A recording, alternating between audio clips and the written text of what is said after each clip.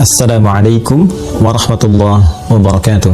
Alhamdulillahi wa kafa, wassalatu wassalamu ala rasulillahil mustafa wa ala alihi wa sahbihi wa man wafa wa ba'd. Saudara-saudariku dimanapun Anda berada, Allah subhanahu wa ta'ala berfirman di dalam Al-Quran surah ke-9 At-Taubah di ayat 36.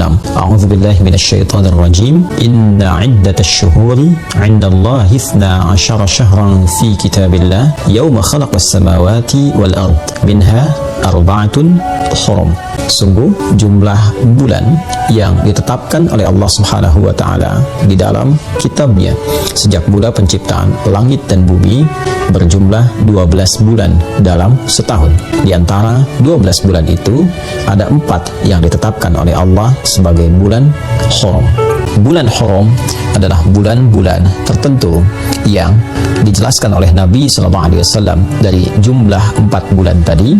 Dalam riwayat sahabat Ibnu Abbas radhiyallahu taala anhuma menyampaikan Nabi SAW menegaskan talata mutawaliyat, 3 dari 4 itu berada berurutan, yaitu Dzulqa'dah bulan ke-11, Dzulhijjah bulan ke-12, dan Al-Muharram bulan yang pertama.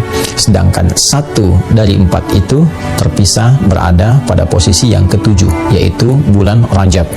Rajab mudhar ma baina Jumadah wa Sya'ban. Dan yang keempat adalah bulan Rajab yang terurut pada urutan bulan ke-7 dalam tahun Hijriyah, yang diagungkan oleh suku Mudhar pada saat itu dan berada di antara bulan Jumadah dan bulan Sya'ban. Saudara-saudariku, Rajab secara bahasa berarti sesuatu yang diagungkan, bermakna ta'zim, karena pada masa itu orang-orang jahiliyah pun, khususnya suku Mudhar yang menjaga keagungan di bulan Rajab ini, menjadikan penghormatan terhadap bulan ini begitu istimewa karena memang mengetahui turunan-turunan sejarah kemuliaan dari bulan ini yang termasuk dalam 4 bulan mulia ditegaskan dalam Al-Quran dengan nama Hurum. Bulan Hurum, bulan yang sangat dihormati, bulan yang terjaga dari segala nilai-nilai keburukan, bulan yang terjaga dari segala tindakan-tindakan kontraproduktif, perilaku-perilaku maksiat. Bahkan untuk menjaga kemuliaan bulan ini pun, sejahiliyah-jahiliyahnya umat di masa lalu, mereka tetap menghormati bulan ini dengan mengadakan perdamaian di antara suku-suku yang bertikai. Mereka sepakat tidak berselisih di bulan ini, tidak berperang di bulan ini, dan berusaha untuk mengevaluasi kegiatan-kegiatan sehingga melahirkan harmoni dalam konteks kehidupan sosial. Karena itu Allah Subhanahu wa taala memberikan keutamaan-keutamaan yang ditegaskan dalam Al-Quran, juga dijelaskan oleh Nabi SAW dalam tatanan-tatanan hadis beliau. Fala tazlimu fihinna anfusakum.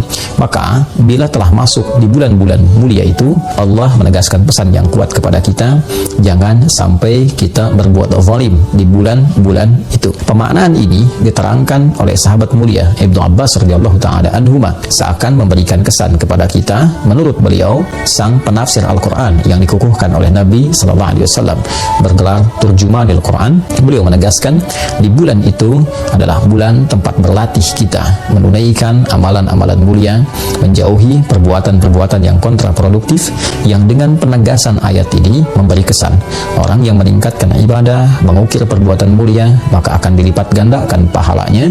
Seperti halnya orang yang sengaja berbuat maksiat, maka berlipat pula dosa untuknya, karena ayat Al-Quran tegas mengatakan dalam bentuk larangan, fala tazlimu fihinna anfusakum.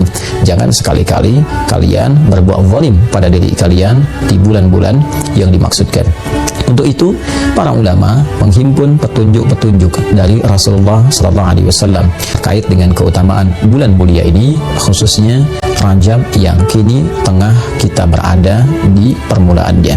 Di antara kemuliaan yang dimaksudkan, banyak iringan-iringan amal soleh yang mungkin kita bisa kerjakan, karena ayatnya, hadisnya tidak merinci apa saja yang bisa dikerjakan. Ini memberikan petunjuk yang umum untuk dilakukan. Maka para ulama memperkenankan kita untuk memperbanyak amal soleh, baik berupa ibadah ritual, tingkatkan sholatnya dari mulai fardu, tingkatkan dengan tambah amalan sholat sunnahnya, sunnah yang melekat yang mengiringi setiap sholat fardu dengan rawatib itu, pagi kah, siang kah, malam kah, atau juga ada duhanya, ada kemudian tahajudnya. Kita bisa berlatih untuk meningkatkan ibadah di waktu-waktu yang spesial ini, sehingga dengan itu berpeluang mendapatkan lipatan pahala. Pun demikian, kita mencoba juga meningkatkan amalan lewat harta. Misalnya, ada jalan melalui harta dengan bersedekah, dengan infak, atau dengan pengetahuan, share pengetahuan. Sekarang era media sosial, Anda membuat status share tentang isi hadis yang bermanfaat, ayat-ayat yang memotivasi, dan itu melahirkan pahala yang berlipat di bulan ini. Pada saat yang sama, kita mencoba untuk meninggalkan perbuatan-perbuatan yang dilarang, yang kontraproduktif, yang disebut dengan maksiat itu.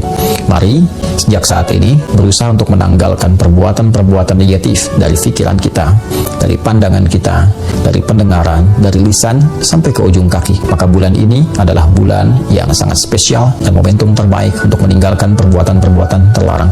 Hoax, hal-hal yang buruk, perselisihan, hendaknya disudahi, ditinggalkan, berubah menjadi lebih baik. Dan ini hikmahnya adalah latihan awal sebelum kita memasuki puncak peribadatannya, yaitu di bulan Ramadan nanti. Rajab adalah pembukanya, Sya'ban adalah penguatnya, dan Ramadan adalah hakikat perjuangan kita yang telah disiapkan sejak munculnya bulan Rajab dan berlatih kita di dalamnya. Di bulan haram ini, boleh juga kita menggabungkan satu amalan yang sekiranya menghimpun seluruh kemuliaan tadi bisa dilakukan.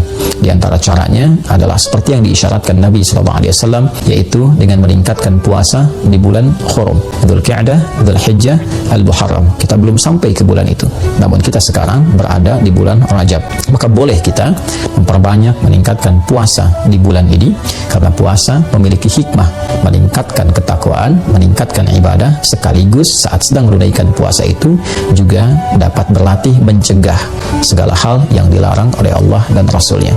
Boleh, silahkan meningkatkan puasa di waktu-waktu bulan mulia ini, kemudian juga malamnya tingkatkan tahajud, tingkatkan permohonan pada Allah Subhanahu wa Ta'ala. Mudah-mudahan dengan meningkatkan amalan di bulan Rajab ini, malamnya kita tingkatkan, siang kita tingkatkan, tilawah kita tingkatkan, kemudian memberikan jejak kehusyuan dalam jiwa kita, meningkatkan kekuatan dan semangat untuk bertakarub kepada Allah, sehingga saat tiba Ramadan itu kita sudah lebih siap membiasakan diri dan beradaptasi dengan ibadah. Memang ditemukan beberapa hadis-hadis yang kualitasnya sangat lemah, bahkan ada yang palsu terkait dengan keutamaan Rajab. Tapi bukan berarti amalan-amalan yang bisa kita kerjakan itu terlarang, sepanjang ada hadis-hadis yang sahihnya, sepanjang ada ayat-ayat yang memang mendorong kita untuk beramal. Karena itu bukan berarti karena ada hadis-hadis yang bermasalah malamnya kita tidak sholat. Silahkan bangkit, tunaikan tahajud, malam ini istimewa, Rajab dilipat gandakan pahala. Silahkan siangnya puasa, karena ada hadis-hadis terkait dengan keutamaan puasa di bulan Hurum. Anda silahkan tingkatkan Seninnya, Selasanya, atau Senin Kamisnya, atau puasa Daudnya, atau bahkan Senin puasa, Selasa puasa, Rabu puasa, Kamis puasa, Jumat istirahat, boleh, tidak ada masalah.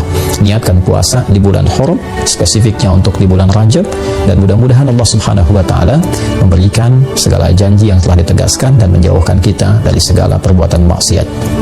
Saudara-saudariku, di bulan ini pula ada keutamaan-keutamaan yang terjadi, tercatat di dalam sejarah dan menginspirasi kita semua untuk belajar.